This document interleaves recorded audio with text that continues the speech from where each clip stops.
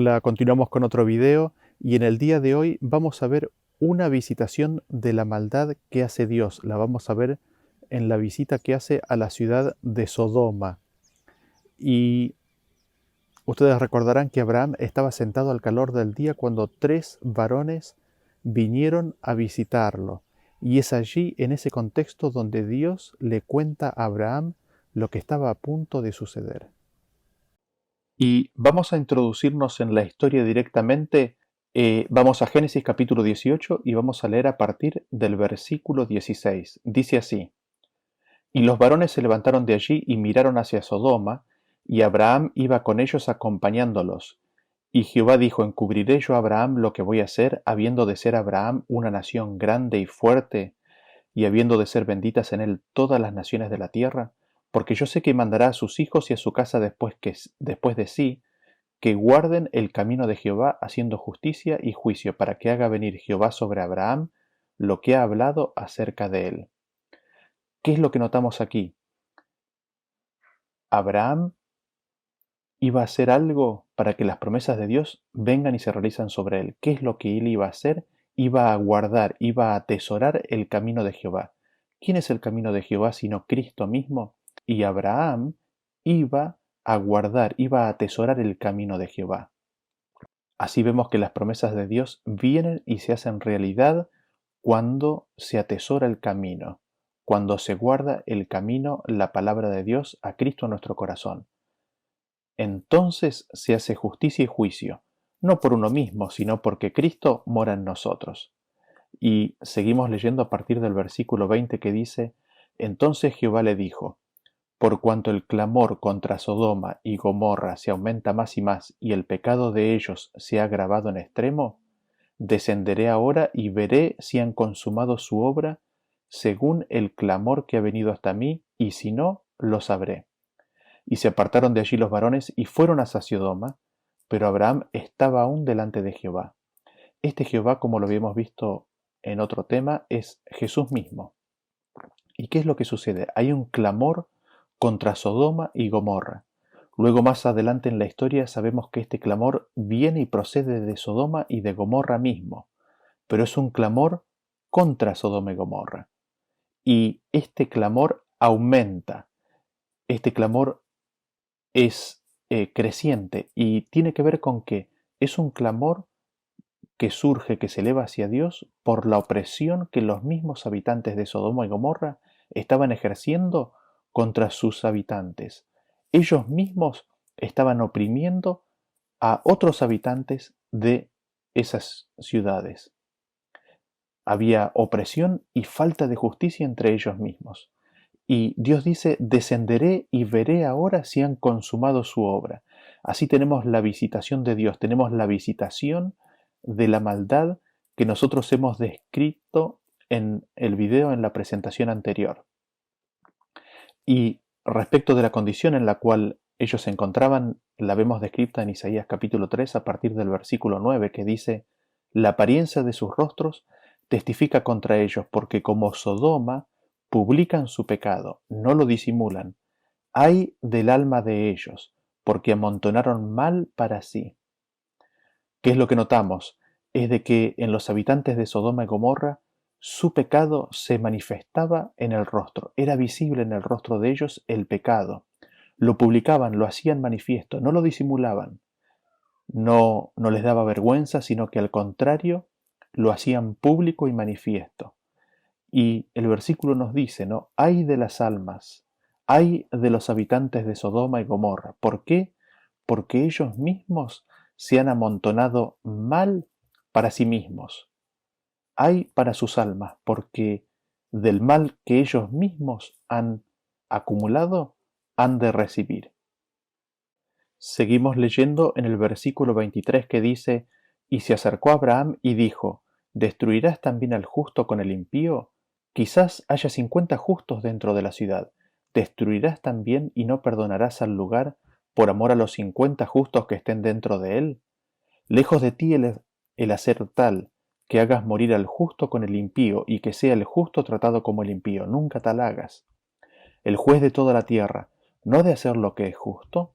Entonces respondió Jehová: Si hallare en Sodoma 50 justos dentro de la ciudad, perdonaré a todo este lugar por amor a ellos.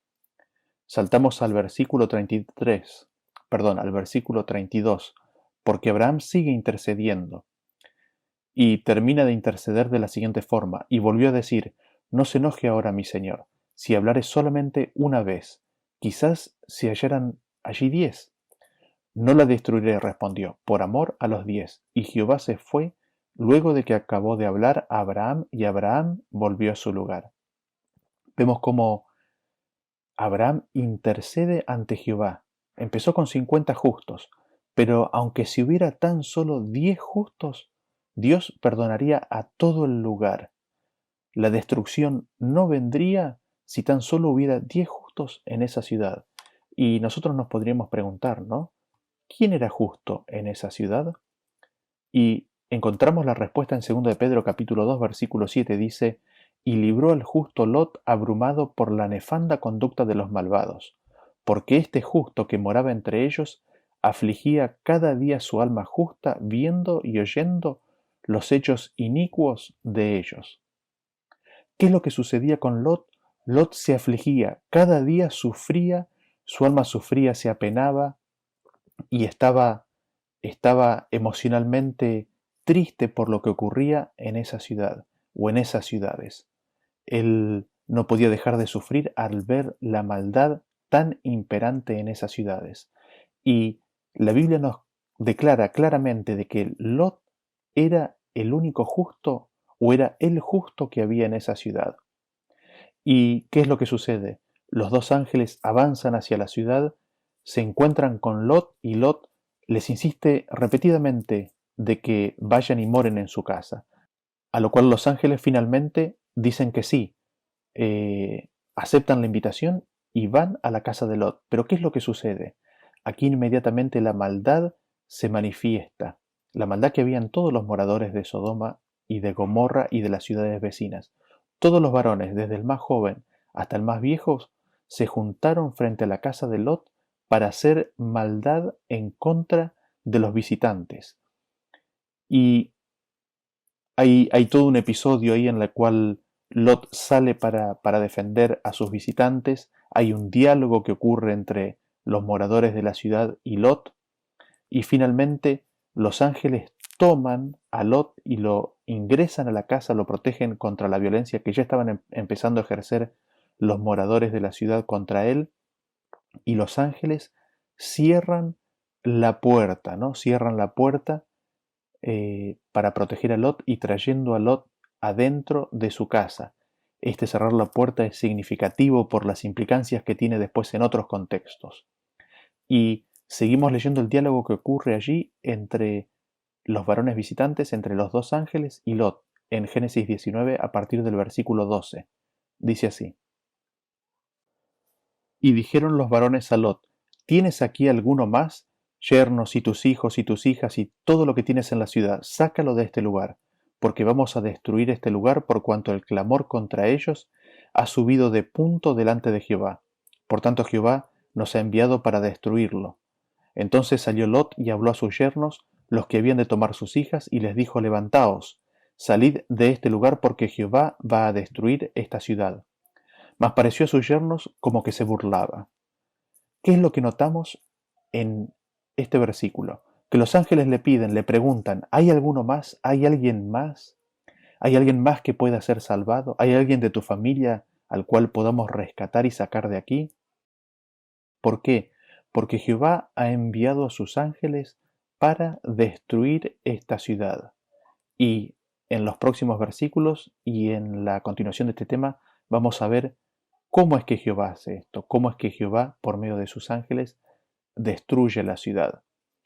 Y seguimos leyendo en el versículo 15 que dice, y al rayar el alba, los ángeles daban prisa a Lot, diciendo, levántate, toma tu mujer y tus dos hijas que se hallan aquí, para que no perezcas en el castigo de la ciudad.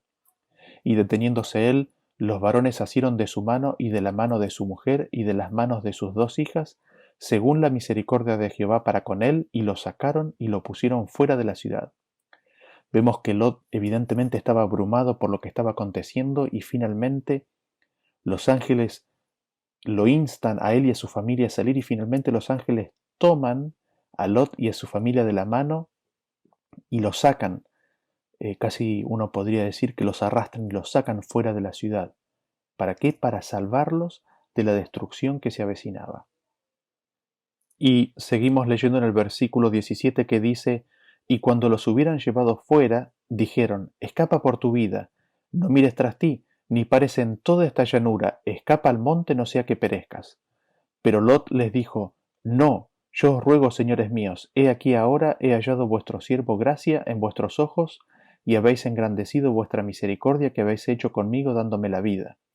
Mas yo no podré escapar al monte, no sea que me alcance el mal y muera. He aquí ahora esta ciudad está cerca para huir allá, la cual es pequeña. Dejadme escapar ahora allá. ¿No es ella pequeña? Y salvaré mi vida. Y le respondió, He aquí he recibido también tu súplica sobre esto, y no destruiré la ciudad de que has hablado. Date prisa, escapate allá, porque nada podré hacer hasta que hayas llegado allí. Por eso fue llamado el nombre de la ciudad Zoar. El sol salía sobre la tierra cuando Lot llegó a Zoar. Aquí vemos que el pedido de Lot salva momentáneamente a Zoar de la destrucción. Y fíjense cómo él describe lo que está por acontecer. Él pide que se le permita ir a esa ciudad para que no le alcance, ¿qué cosa? El mal, ¿no? Lo otro que destacamos de este versículo es de que el que habla con Lot le dice, nada podré hacer hasta que haya llegado allí. Es decir, el ángel no puede hacer absolutamente nada hasta que el justo sea retirado de la zona de destrucción. Ahí vemos que no es la intención de Dios en absoluto de que el justo perezca. Tampoco es la intención de Dios de que el injusto perezca, y para eso lo llama constantemente a que escuche la voz de Dios y de que reciba el arrepentimiento y el perdón de pecados. Y seguimos leyendo a partir del versículo 24 que dice, Entonces Jehová hizo llover sobre Sodoma y sobre Gomorra azufre y fuego de parte de Jehová desde los cielos, y destruyó las ciudades y toda aquella llanura con todos los moradores de aquellas ciudades y el fruto de la tierra. Entonces la mujer de Lot miró atrás a espaldas de él y se volvió estatua de sal. ¿Qué es lo que notamos en estos versículos? ¿Quién fue el que hizo llover fuego y azufre? Fue Jehová. ¿Quién destruyó la ciudad, toda aquella llanura, todos los moradores y el fruto de la tierra? Fue Jehová. La pregunta que nos hacemos es, ¿cómo fue que ocurrió esto? ¿Cómo es que lo hizo?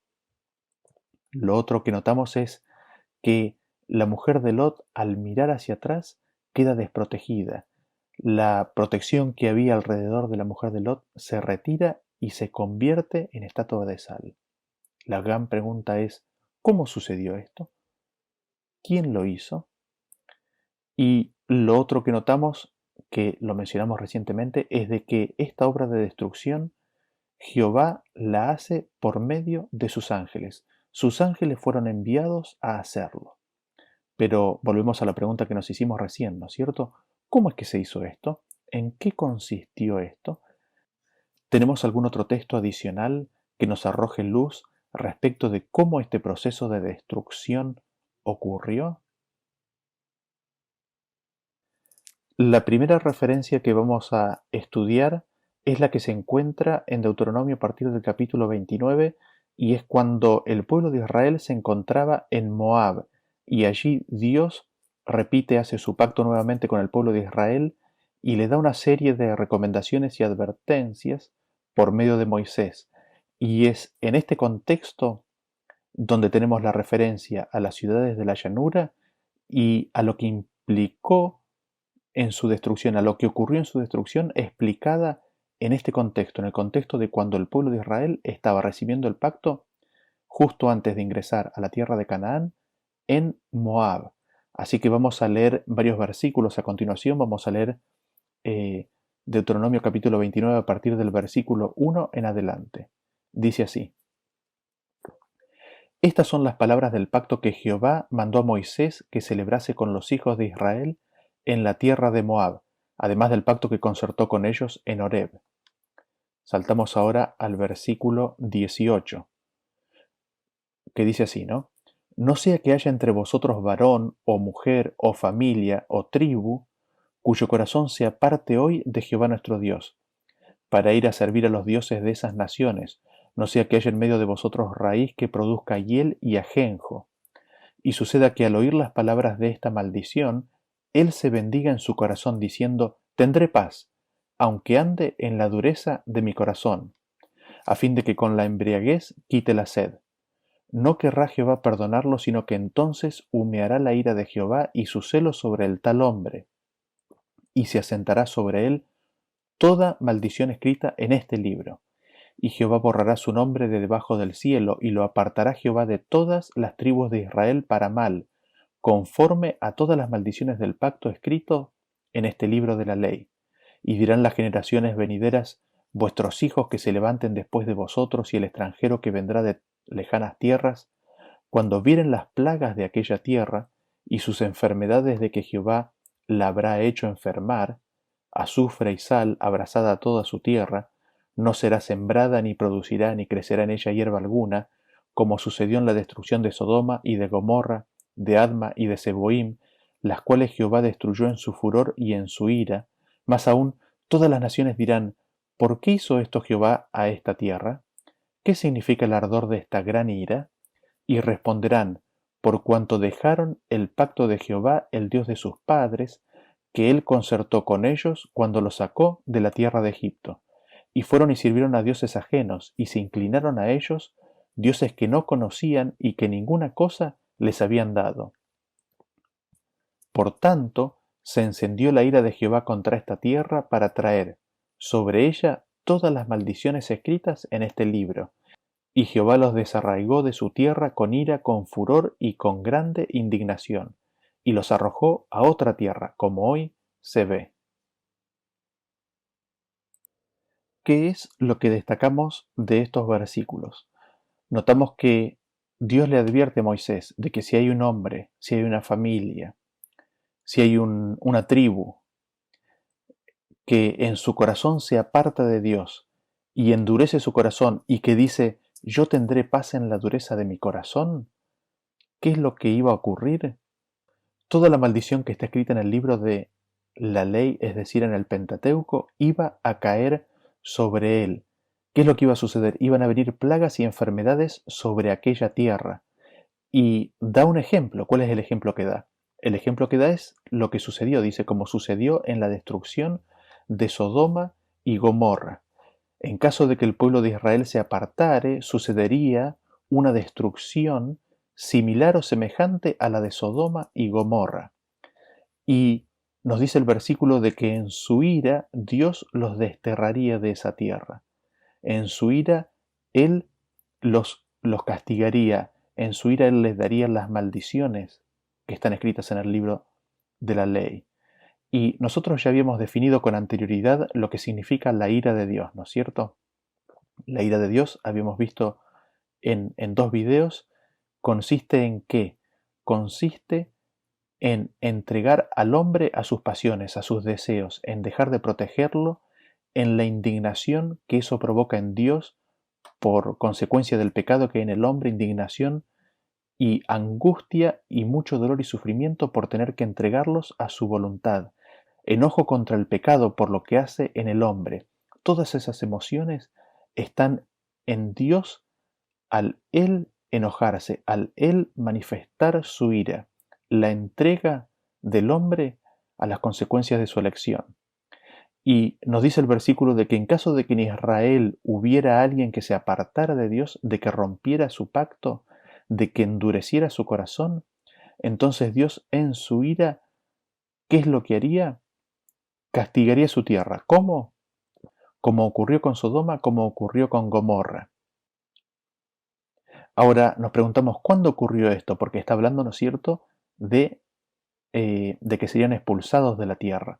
Tenemos dos eventos, ¿no? Tenemos cuando fue el cautiverio babilónico y después tenemos el cautiverio que surgió a partir del año 70 con la destrucción de Jerusalén y cuando los romanos tomaron cautivo a lo que quedaba del pueblo de Israel y los desparramaron por las naciones.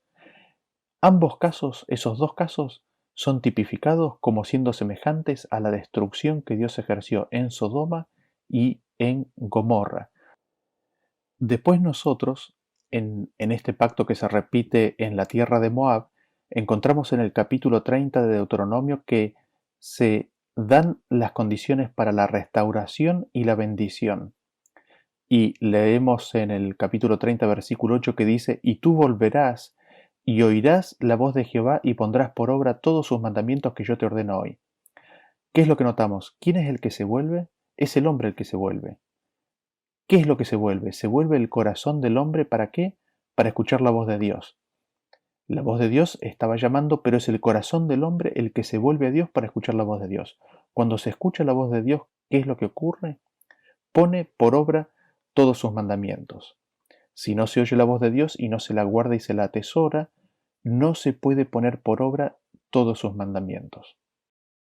Y seguimos leyendo en el versículo 11 que dice, porque este mandamiento que yo te ordeno hoy no es demasiado difícil para ti, no está lejos, el cual, el de oír la palabra de Dios, ¿no? No está en el cielo para que digas, ¿quién subirá por nosotros al cielo y nos lo traerá y nos lo hará oír para que lo cumplamos? Ni está al otro lado del mar para que digas, ¿quién pasará por nosotros el mar para que nos lo traiga y nos lo haga oír a fin de que lo cumplamos? Porque muy cerca de ti está la palabra, en tu boca y en tu corazón para que la cumplas. Cristo, la palabra de Dios, estaba muy cerca de ellos. Estaba en el corazón, está a la puerta del corazón rogando que se le abra y se le permita morar en el corazón de cada ser, de cada israelita. A continuación, Dios les presenta la vida y la muerte, el bien, el mal, y los insta a que elijan el bien y a que elijan la vida. Seguimos leyendo en el capítulo 30 a partir del versículo 15, que dice así, mira, yo he puesto delante de ti hoy la vida y el bien, la muerte y el mal, porque yo te mando hoy que ames a Jehová tu Dios, que andes en sus caminos y guardes sus mandamientos, sus estatutos y sus decretos, para que vivas y seas multiplicado, y Jehová tu Dios te bendiga en la tierra a la cual entras para tomar posesión de ella. Mas si tu corazón se apartare y no oyeres, y te dejares extraviar y te inclinares a dioses ajenos y les sirvieres, yo os protesto hoy que de cierto pereceréis, no prolongaréis vuestros días sobre la tierra a donde vais, pasando el Jordán para entrar en posesión de ella. A los cielos y a la tierra llamo por testigos hoy contra vosotros, que os he puesto delante la vida y la muerte, la bendición y la maldición. Escoge pues la vida para que vivas tú y tu descendencia, amando a Jehová tu Dios, atendiendo a su voz y siguiéndole a Él, porque Él es vida para ti y prolongación de tus días, a fin de que habites sobre la tierra que juró Jehová a tus padres, Abraham, Isaac y Jacob, que les había de dar. Así vemos cómo Dios les presenta la vida y la muerte. Noten ustedes lo siguiente que es bien interesante. Dice que Dios es el que ha puesto delante de ellos la vida y el bien, la muerte y el mal. ¿Y cómo es que Dios hace esto? ¿Cómo es que Dios pone delante de ellos la vida y la muerte, el bien y el mal? Precisamente al darles la opción de elegir, precisamente al permitir que el mal exista en este contexto. No porque Dios lo pusiera inicialmente, sino porque el hombre así lo eligió. Es Dios el que se atribuye el hecho o la acción de poner el mal cuando Él permite que eso sea puesta como una opción delante de ellos. Y así Dios invita, ¿no? Invita a elegir el bien y a elegir la vida. ¿Por qué? Porque la vida está en elegir a Dios. Y ese elegir a Dios consiste en oírle. La apelación es a escuchar su voz y a seguirle. ¿Por qué? Porque eso es bendición y eso es vida. Y ahora continuamos leyendo en el capítulo 31, porque ese fue el mensaje que Dios le dio a Moisés para que le dé al pueblo de Israel en la tierra de Moab. Y dice a partir del versículo 1 que fue Moisés y habló estas palabras a todo Israel. Y recordemos que esto venía dentro del contexto de lo que sucedería al pueblo de Israel si dejaba de escuchar la voz de Dios, si rompía el pacto, ¿no? Iba a suceder como con Sodoma y como con Gomorra. Y seguimos leyendo el 7. Y llamó Moisés a Josué y le dijo en presencia de todo Israel, esfuérzate y anímate, porque tú entrarás con este pueblo a la tierra que juró Jehová a sus padres que les daría, y tú se la harás heredar. Y, y el 14 sigue diciendo, y Jehová dijo a Moisés, he aquí se ha acercado el día de tu muerte, llama a Josué y esperad en el tabernáculo de reunión para que yo le dé el cargo. Fueron pues Moisés y Josué y esperaron en el tabernáculo de reunión. Y se apareció Jehová en el tabernáculo en la columna de nube, y la columna de nube se puso sobre la puerta del tabernáculo. Así vemos que Moisés viene a ellos, les da el pacto, estando ellos en Moab, que es el capítulo 29 y 30, del cual leímos aspectos destacados recién. Y luego lo que hace Moisés es escribir la ley. Él escribe la ley, y Josué es establecido como líder, como sucesor, ¿no? Dice en el capítulo 31 a partir del versículo 16, dice así. Y Jehová dijo a Moisés, he aquí tú vas a dormir con tus padres, y este pueblo se levantará y fornicará tras los dioses ajenos de la tierra a donde va para estar en medio de ella, y me dejará e invalidará mi pacto que he concertado con él, y se encenderá mi furor contra él en aquel día, y los abandonaré, y esconderé de ellos mi rostro, y serán consumidos, y vendrán sobre ellos muchos males y angustias, y dirán en aquel día, ¿no me han venido estos males porque no está mi Dios en medio de mí? Pero ciertamente yo esconderé mi rostro en aquel día por todo el mal que ellos habrán hecho por haberse vuelto a dioses ajenos. Ahora pues, escribíos este cántico, y enséñalo a los hijos de Israel, ponlo en boca de ellos, para que este cántico me sea por testigo contra los hijos de Israel. Aquí tenemos una ampliación y explicación de lo mencionado en el versículo en el cual se hizo una referencia directa a Sodoma y Gomorra. ¿Qué fue lo que pasó? Ellos abandonarían el pacto, ellos se irían detrás de otros dioses ajenos. Ellos, al abandonar el pacto, abandonarían la convicción de pecado, no recibirían el perdón y por consiguientemente no recibirían el don del Espíritu Santo. Se endurecerían sus corazones y se irían tras dioses ajenos. Al hacer esto, en la referencia del pacto que le fue dicho a Moisés para que repita al pueblo en Deuteronomio 29, ellos vendrían a ser como qué, como Sodoma y Gomorra. Ahora, en esta explicación que Dios hace, en este abandonar e invalidar el pacto, irse tras dioses ajenos, nos dice exactamente en qué consiste este acto de Dios en dejarlos como Sodoma y Gomorra. ¿En qué consiste? En que Dios los abandonará, en que Dios esconderá su rostro. Como consecuencia de ello, ellos serán consumidos. Entonces estarán rodeados y llenos de males y muchas angustias, hasta el punto de que el mismo pueblo de Israel se preguntará, ¿no será que nos han venido todas estas cosas porque no está mi Dios en medio de mí? Dios no estaba ya más en medio de ellos. Dios los había librado a sus decisiones, a sus elecciones. Y nos dice que Dios esconde su rostro y son consumidos. Así vemos que la referencia a que Israel iba a ser hecho como con Sodoma y Gomorra tiene su explicación en que Dios los abandona, Dios los deja librados a sus elecciones. Así como sucedió con Sodoma y Gomorra, así fue como sucedió cuando el pueblo de Israel fue expulsado de su tierra. Y tenemos dos eventos, ¿no es cierto? Tenemos el evento del cautiverio babilónico y el cautiverio romano. Dios los dejó librados, Dios escondió su rostro, Dios ya no estaba en medio de ellos. Así vemos en, en este paralelismo que Dios establece respecto de Sodoma y Gomorra con lo que le iba a ocurrir al pueblo de Israel, vemos cómo es que Dios destruyó a Sodoma y Gomorra. ¿Cómo los destruyó? Los destruyó cuando no los protegió más. Los destruyó cuando retiró definitivamente su presencia, cuando cerró la puerta.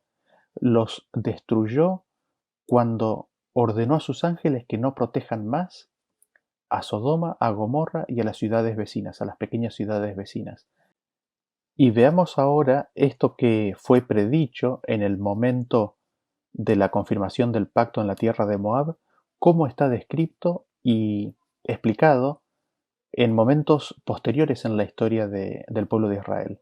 ¿Por qué? Porque Israel se fue tras otros dioses.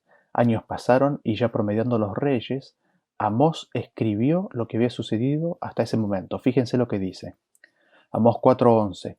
Os trastorné como cuando Dios trastornó a Sodoma y a Gomorra, y fuisteis como tizón escapado del fuego, mas no os volviste a mí, dice Jehová. Acá vemos cómo Dios los desprotegió, los abandonó, así como abandonó a Sodoma y a Gomorra, hasta el punto de dejarlos desprotegidos. Sin embargo, aún así dice que no se volvieron a Dios, porque la presencia de Dios ya no estaba más con ellos. Eran ellos los que se habían retirado de la presencia de Dios. Eran ellos que habían salido del canal de bendición que su presencia trae. Y veamos ahora otro versículo en donde vemos cómo lo que se aplica a Sodoma y Gomorra en esta ocasión se aplica a Babilonia. Lo encontramos en Isaías capítulo 13 a partir del versículo 17. Dice así: He aquí que yo despierto contra ellos a los medos, que no se ocuparán de la plata ni codiciarán oro. Con arco tirarán a los niños y no tendrán misericordia del fruto del vientre, ni su ojo perdonará a los hijos. Y Babilonia, hermosura de reinos y ornamento de la grandeza de los caldeos, será como Sodoma y Gomorra a las que trastornó Dios. Nunca más será habitada, ni se morará en ella de generación en generación, ni se levantará allí tienda el árabe, ni pastores tendrán allí majada, sino que dormirán allí las fieras del desierto y sus casas se llenarán de hurones, allí habitarán avestruces y allí saltarán las cabras salvajes. Acá vemos que Babilonia vendría a ser como Sodoma y Gomorra. Así como Dios trastornó y destruyó a Sodoma y Gomorra, así también sería con Babilonia. En ese sentido, Sodoma y Gomorra viene a ser un tipo de lo que hace Dios y el antitipo es Babilonia. Dios entrega a Babilonia a los enemigos, así como lo hizo con Sodoma y Gomorra. Y lo interesante es que en el caso de Babilonia llevó un lapso de cientos de años hasta que finalmente llegó al punto en que estuvo completamente deshabitada. Y veamos otro versículo en donde vemos otra comparación con Sodoma y Gomorra, esta vez nuevamente con el pueblo de Israel. La encontramos en Jeremías capítulo 23, a partir del versículo 14, que dice: Y en los profetas de Jerusalén he visto torpezas. Cometían adulterios y andaban en mentiras y fortalecían las manos de los malos, para que ninguno se convirtiese de su maldad. Me fueron todos ellos como Sodoma y sus moradores como Gomorra. Así vemos que el pueblo de Israel viene a ser como Sodoma y Gomorra, así como había sido profetizado cuando se hizo el pacto en la tierra de Moab. Y después sigue diciendo en el versículo 16: Así ha dicho Jehová de los ejércitos: No escuchéis las palabras de los profetas que os profetizan. Os alimentan con vanas esperanzas, hablan visión de su propio corazón, no de la boca de Jehová. Dicen atrevidamente a los que me irritan: Jehová dijo, paz tendréis. Y a cualquiera que anda tras la obstinación de su corazón dicen: no vendrá mal sobre vosotros. Eso es lo que dicen los profetas, ¿no es cierto? Que no os vendrán mal. ¿Recuerdan Deuteronomio 29 que leímos recién, donde decía que si algún hombre, alguna familia o alguna tribu endurecía su corazón y decía: no me vendrá mal, entonces todas las maldiciones del libro caerían sobre él o sobre ellos? Eso es lo que estamos viendo aquí descrito en Jeremías. Pero, ¿qué es lo que quería Jehová? ¿Por qué? Porque ellos vienen a ser como Sodoma y Gomorra, lo mismo les vendría a ocurrir que a Sodoma y Gomorra. El versículo que vimos recién decía: me vinieron a ser, ¿no? Me fueron todos ellos como Sodoma y Gomorra. Entonces, ¿qué es lo que haría Jehová? Lo leemos a partir del versículo 19. Dice: He aquí que la tempestad de Jehová saldrá con furor, y la tempestad que está preparada caerá sobre la cabeza de los malos. Dice el 33, y cuando te preguntare este pueblo, o el profeta o el sacerdote, diciendo: ¿cuál es la profecía de Jehová? Les dirás: esta es la profecía. Os dejaré, ha dicho Jehová. Así es como tenemos la acción de Dios, como con Gomorra y Sodoma, como con Sodoma y como con Gomorra. ¿Qué es lo que haría Jehová? Los dejaría, los abandonaría, los dejaría librados a su suerte. Entonces se desata la tormenta sobre ellos. Vienen sus enemigos y hacen con ellos lo que quieren. Así Israel viene a ser como Sodoma y Gomorra. Dios los abandona. Y nosotros nos podríamos preguntar, ¿no?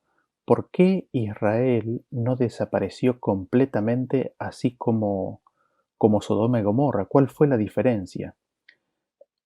A, a esa pregunta le encontramos una respuesta en el libro de Romanos capítulo 9, versículo 29, cuando dice: y como antes dijo Isaías, si el Señor de los ejércitos no nos hubiera dejado descendencia, como Sodoma habríamos venido a ser, y a Gomorra seríamos semejantes. Hubo una simiente, hubo un remanente que siempre escuchó la voz de Dios. Hubo 10 justos que, oyendo la voz de Dios, impidieron de que fueran totalmente y completamente entregados al enemigo, y de que desaparecieran, así como fue en el caso de Sodoma y Gomorra. Ahora, habiendo dicho eso, igualmente en el caso de Israel, Dios los abandonó, los dejó como lo hizo con Sodoma y Gomorra. Porque Dios no hace acepción de personas, y en ese sentido no podemos dejar de recordar el llamado, la apelación que Dios hacía a de que elijan la vida, de que elijan la vida y no la muerte. Porque tenemos un par de versículos en los cuales se nos demarca claramente estas dos opciones y a qué lleva un camino y a qué lleva el otro. Y en ese sentido, como decía el versículo que estudiamos en un tema anterior, Dios no tendrá por inocente al culpable. Aquel que no entrega su culpa, aquel que no recibe el perdón de Jehová, llevará su propia culpa. Dios no tendrá por inocente al culpable, y eso lo encontramos claramente especificado en 2 de Pedro.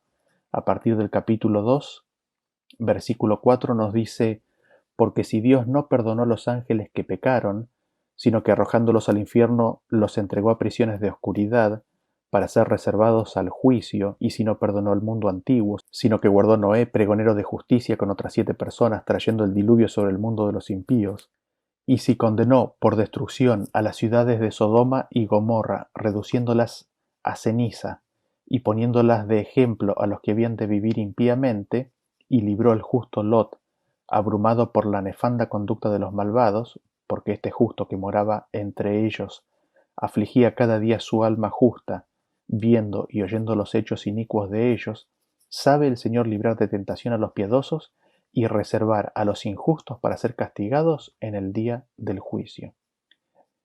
¿Y qué es lo que nos está diciendo este versículo? No perdonó a los ángeles.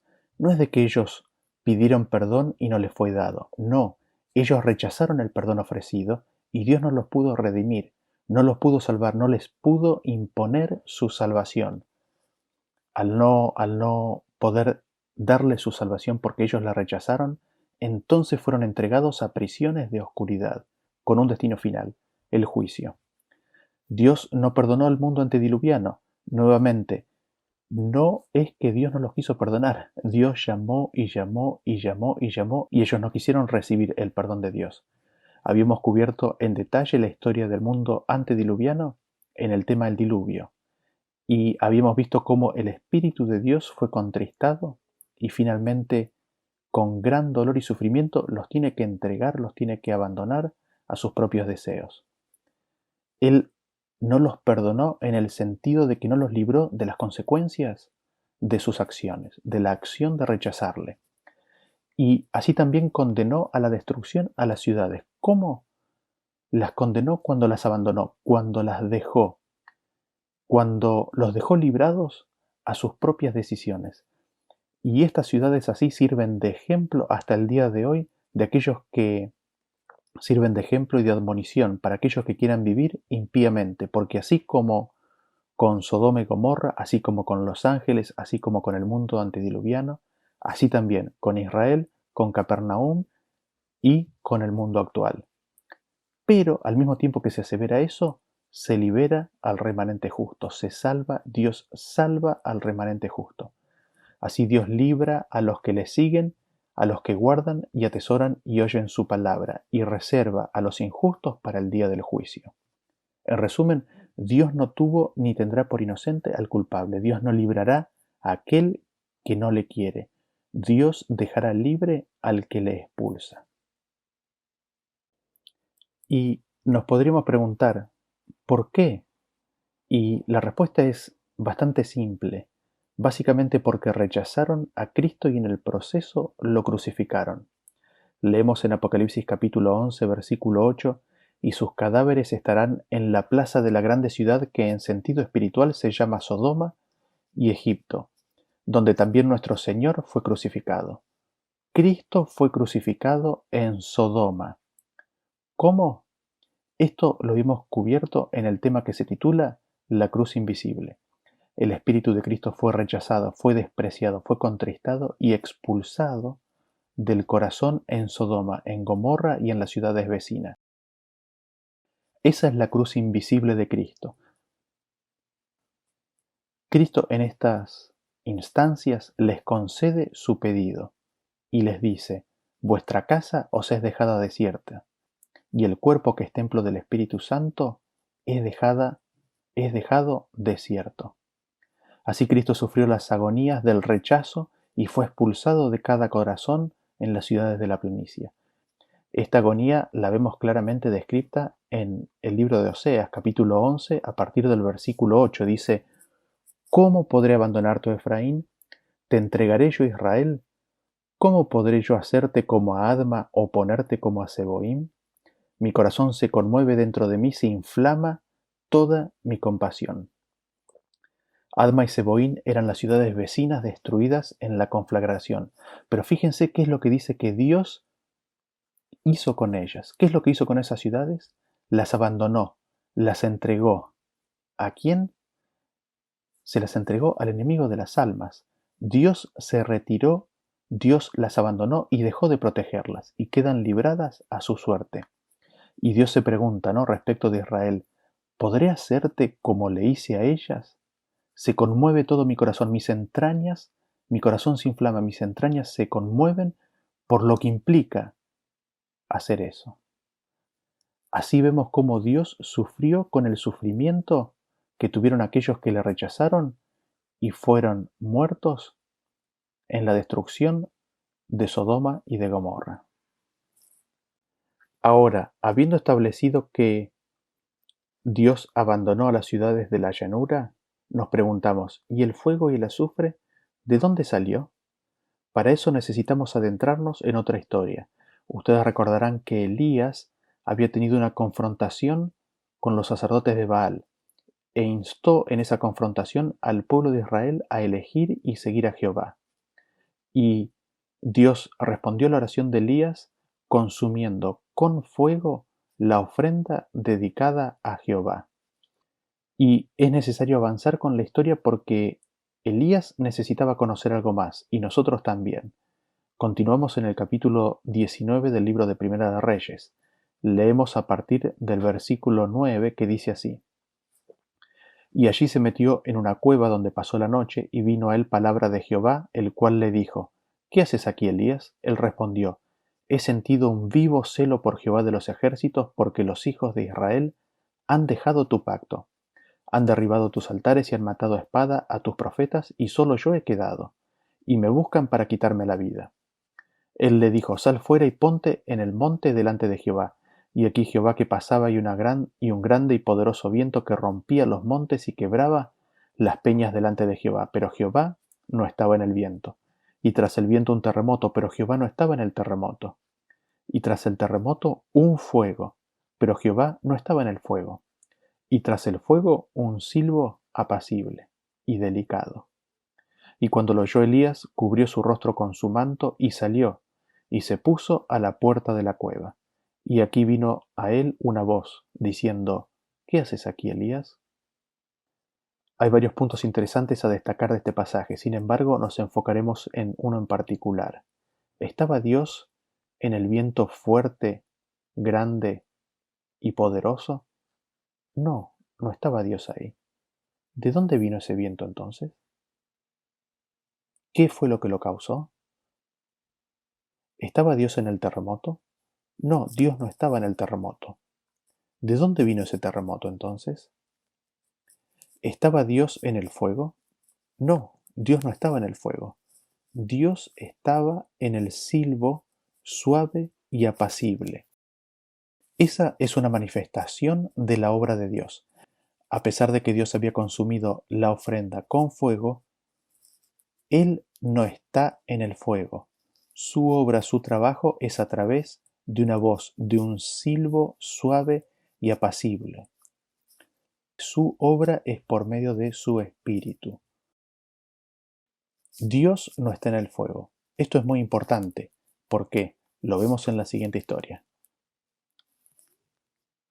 Leemos 2 de Reyes capítulo 1 a partir del versículo 9 en adelante. Dice así: Luego envió a él un capitán de 50 con sus 50, el cual subió donde él estaba, y aquí que él estaba sentado en la cumbre del monte.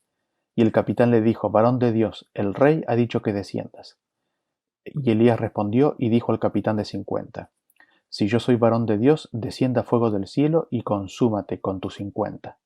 Y descendió fuego del cielo que lo consumió a él y a sus 50.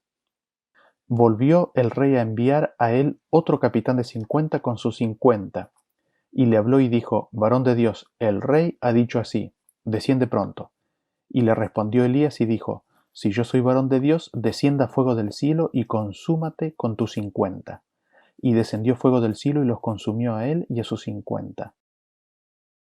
Y volvió a enviar al tercer capitán de 50 con sus 50, y subiendo aquel tercer capitán de 50, se puso de rodillas delante de Elías y le rogó, diciendo: Varón de Dios, te ruego que sea de valor delante de tus ojos mi vida, y la vida de estos tus 50 siervos.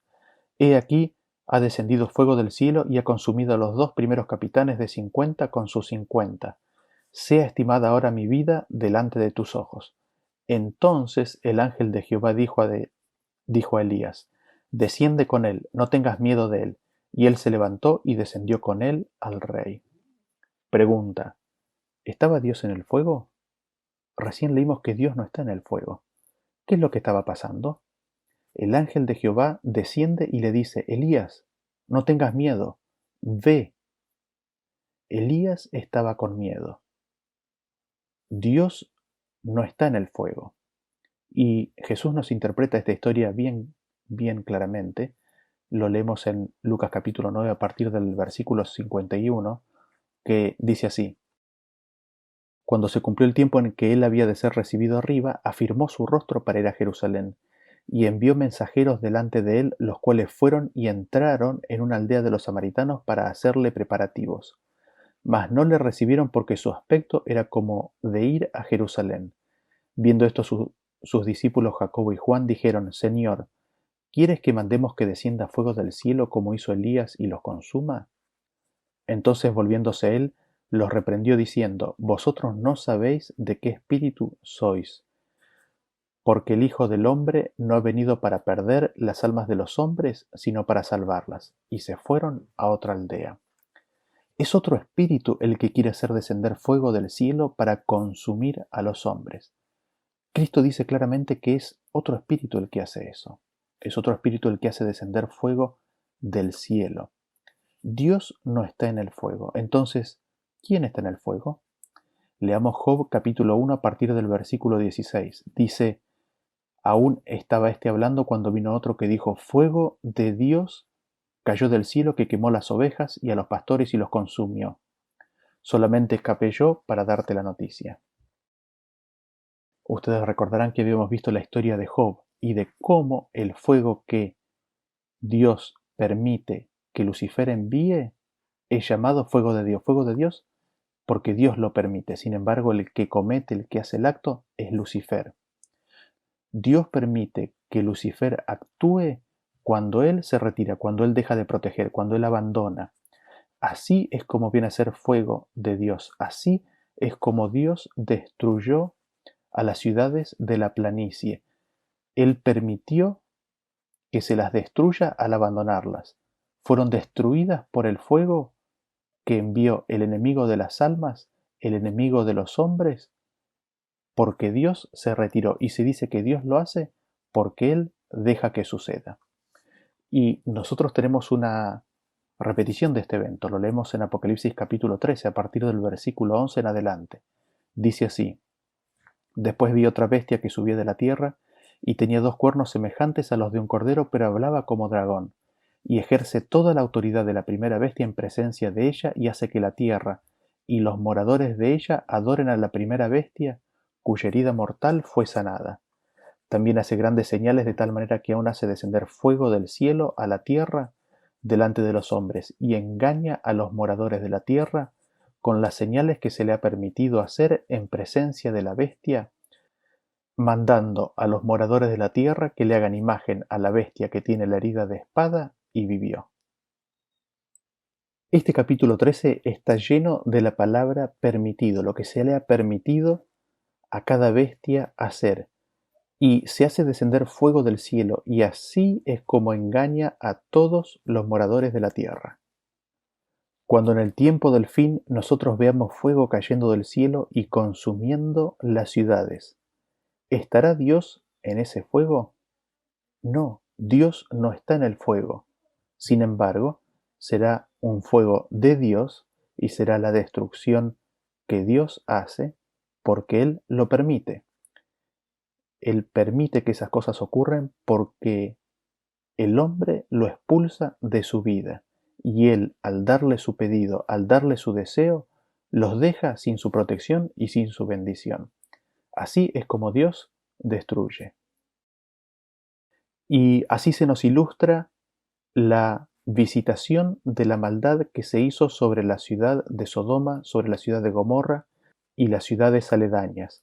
La destrucción que sucedió en aquellas ciudades sirve de ejemplo para los impíos, de que no hay paz sin Cristo. Sin Cristo es imposible de que haya paz. ¿Por qué? Porque son entregados a sus pasiones, son entregados a sus enemigos, se quedan sin su protección, acumulan mal sobre sí mismos y su propia maldad los destruye. Se dice que Dios los destruye porque Él permite que todo eso les suceda, porque ese es el camino, ese es el destino, ese es el futuro que los mismos hombres eligen construirse. Quedaron algunas preguntas seguramente en la mente de algunos de ustedes respecto del fuego y el papel que el fuego tendrá en el tiempo del fin. Eso lo veremos en una próxima presentación. Pero nos sirve considerar este tema para ver que en la destrucción de Sodoma y Gomorra, Dios los abandonó, los dejó librados ante sus enemigos, quien los destruyó. Dios los abandonó, Dios los dejó libres, Dios les concedió finalmente el deseo de su ausencia. Esto fue a costa de la crucifixión de Cristo. Cristo fue crucificado en Sodoma. Él fue rechazado, aborrecido, vituperiado y con gran dolor se retiró. Así fue la destrucción de estas dos ciudades. Que Dios los acompañe y nos vemos en el próximo tema. Hasta luego.